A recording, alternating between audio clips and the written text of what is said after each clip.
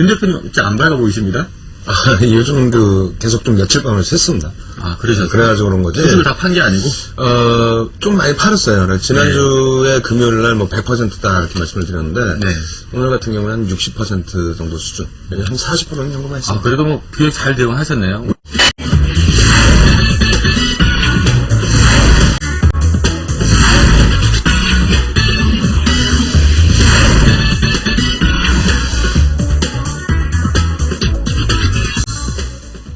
그래서 우리 윤정도 대표님은 또 어떻게 생각하시는지, 환율 좀 안정될 걸로 보시는지 어떻게 보십니까? 일단 안정된다 쪽에 70, 80% 이상 무게감을 두고요. 네. 그런 이유는 금리 지표 모든 것이 이제 긍정적으로 개선돼 있다. 그 금리 지표 내에는 이제 금리 인하도 포함이 될 것이고, CD 금리의 인하라든가, 거기에 이제 CDS 프리미엄이라든가, 이런 부분이 전체적으로 안정이 됐기 때문에, 일단 긍정적으로 놓고 보실 수가 있습니다. 다만, 한 가지 이제 부담 요인은, 미국 쪽에서 금리 인하 이후에 이제 미국 달러와 인덱스 자체가 살짝 약세로 돌아서긴 했지만은, 8년 만에 지금 강세를 띄고 있는 거거든요. 네. 그러니까 공화당 정책 쪽에서 이제 지속적인 약세, 그리고 민주당 정부 쪽에서 이제 공통적으로 강세를 띈 부분, 그리고 특히 이제 구제금융을 굉장히 많이 쏟아부은 상태에서 아무래도 미국 쪽에서는 이제 채권 마련을 좀 많이 해야 되겠죠. 그런 범위에 있어서는 이제 달러 강세가 유지될 가능성이 높기 때문에 그렇게 된다면 일정 부분 우리가 이제 선반영된 측면이 있다 할지라도 원화의 부분에 있어서의 추가적인 급락 조정은 좀 제한적일 것 같고요. 네. 다만 이제 급등락을 보이는 그런 현상들은 역시 제한적으로 나타날 수밖에 없다. 그래서 현재 결론적으로 1,300원 미만의 환율, 지난달 정도만 놓고 볼 때는 사실상 이제 1,200원까지 내려와 줘야 좀 좋다 이렇게 설명을 드렸는데, 달러 인덱스 자체가 올라온 것을 감안했을 때는 지금 현재 기준이라면 1,300원 이탈 정도면은 굉장히 좀 시장에는 긍정적으로 작용되는 범위가 아니겠느냐 이렇게 말씀드리겠습니다. 윤 대표님은 환율 일단 짧게 1분기와 그다음 내년 전체를 볼 때 어떻게 전망하십니까? 두 분 의견하고는 좀 많이 틀린 부분이 있는데, 제가 볼 때는 원래 이제 올 초 전반적인 환율의 전망치 자체가 이제 910원 전후 정도 됐었습니다. 네. 근데 결과적으로는 이제 경기 동향도 어려워지고, 그리고 정책이 좀 불확실성이 많이 띄어졌었죠.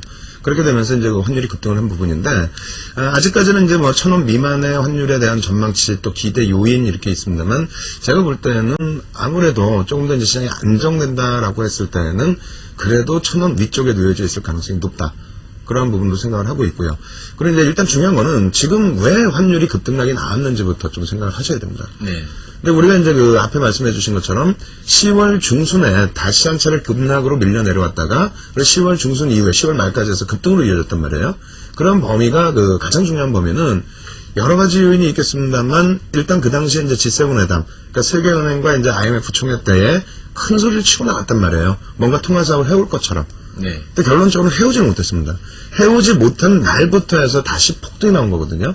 그 이후에 다시 이제 조정을 받았던 부분은 미국과의 통화 수합을 해결해주고 난 이후. 그러니까 이제 환율 일봉 차트 한번 잠시 보여드릴 텐데요. 환율 일봉 차트를 놓고 보시게 되면은요. 요 구간입니다. 화살표가 잘 보이겠습니까만은 이상급등이 나왔던 범위에 있어서 이제 전 세계 글로벌 증시가 전체적으로 마찬가지였고요. 이 당시의 흐름에서는 유동성에 대한 문제 더더욱 불거졌었죠.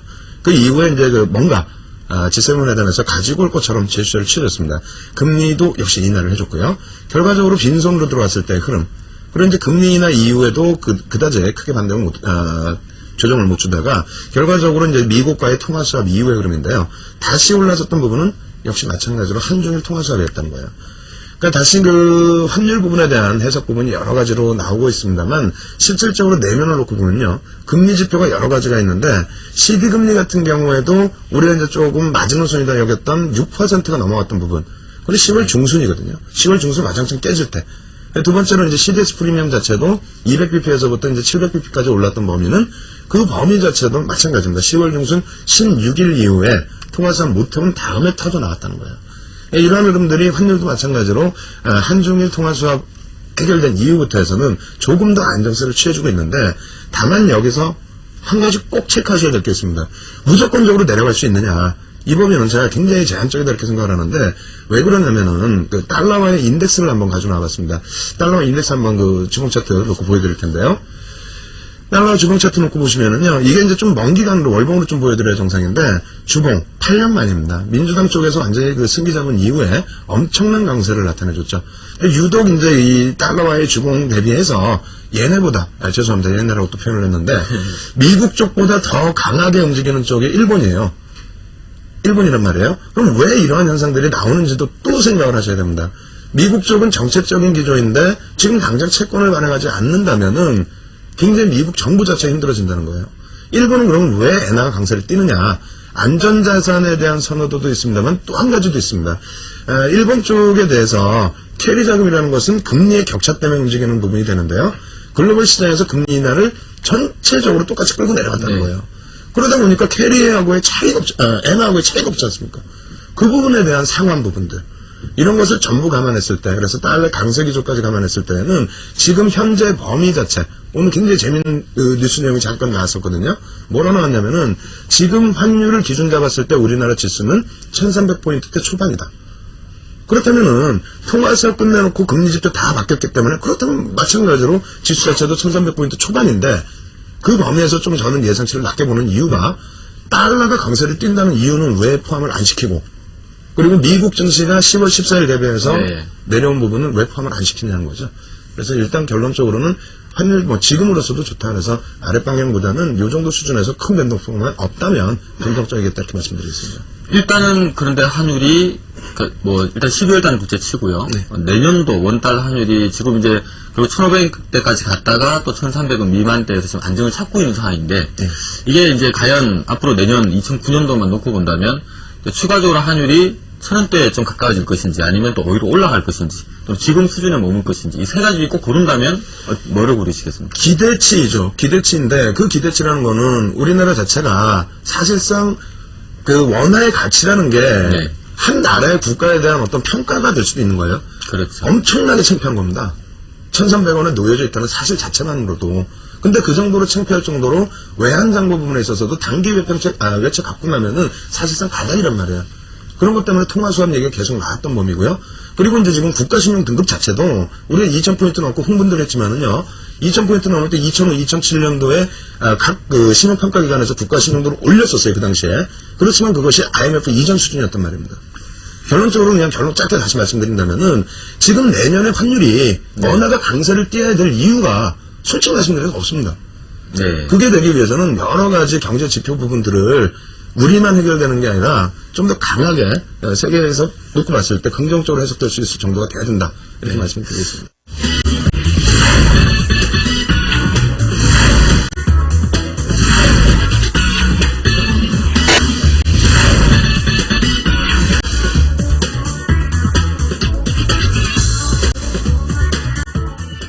우리 윤정두 대표께서는 자 일단 1,200원 한번 넘긴다라고 보시는 거죠?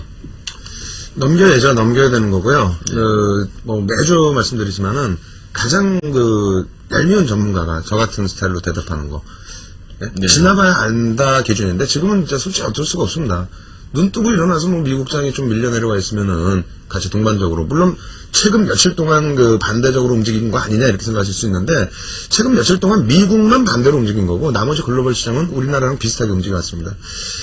어찌됐건 간에 미국 쪽의 흐름도 위로 좀 보고 있고요. 국내 증시도 위로 좀 보고 있다. 다만 지난주에 급락장 속에서 말씀드렸던 내용이 오늘 다 주소 담았습니다. 100%입니다. 이렇게 말씀드렸는데 지금 기준은 또 막 정리를 했습니다. 그래서 60%의 비중이다. 그래서 이제 위로는 보고 있지만은 이제 서서히 조금씩은 줄여야 될 때가 아닌가 이렇게 말씀을 드리겠습니다. 네, 일단 우리 윤정두 대표께서는 일단 1,200은 한 분 그래도 넘겨줄 걸로 지금 보고 있지만 역시 일단 넘어가면은 약간 비중을 좀 줄여나가는 것이 우선은 좋을 것 같다. 또 조정을 대비하는 것이 맞지 않나 이렇게 말씀을 먼저 주신 것 같고요.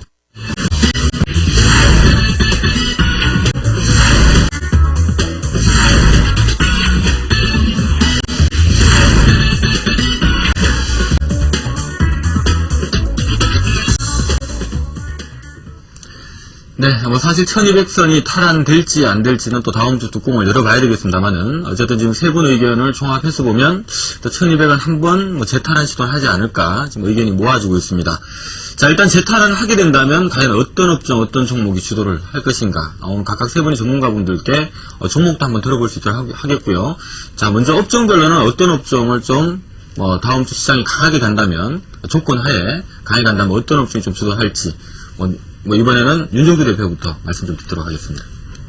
예.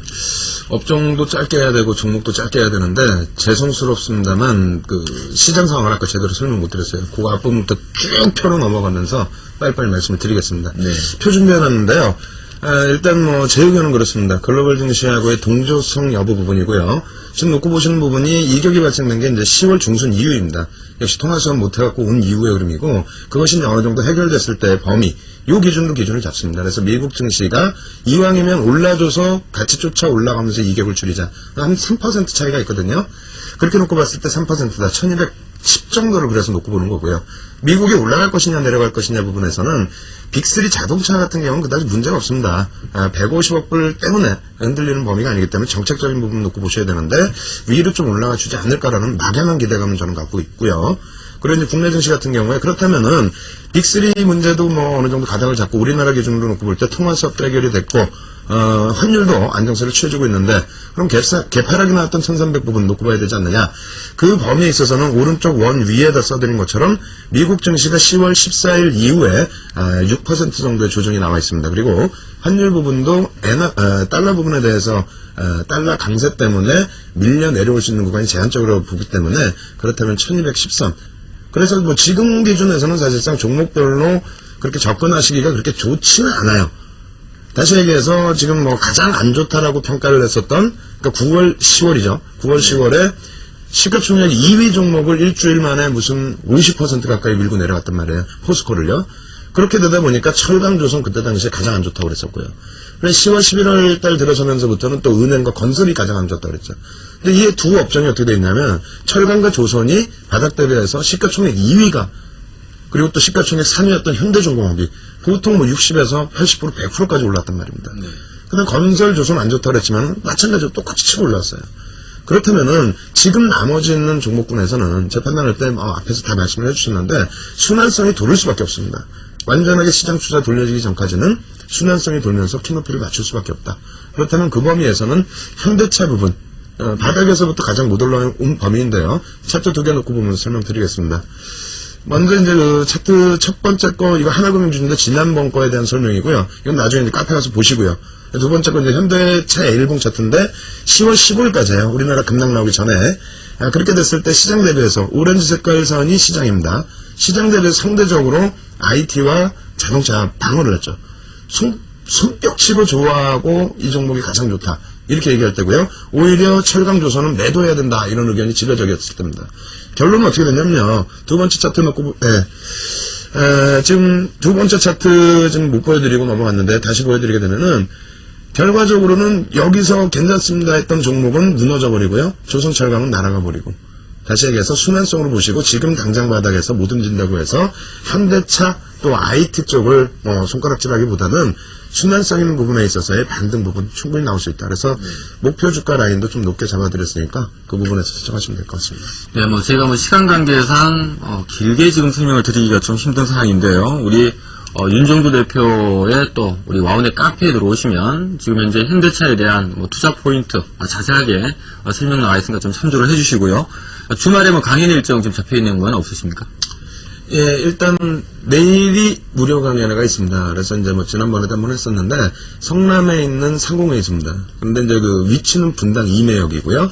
상공회의소에서 이제 2009년도에 좀 알아보셔야 될 업종과 그리고 ELW 기초 강좌를 좀 준비를 했습니다. 그래서 무료 강연회니까 좀 오실 수 있는 분들 많이 참여 부탁드립니다. 네.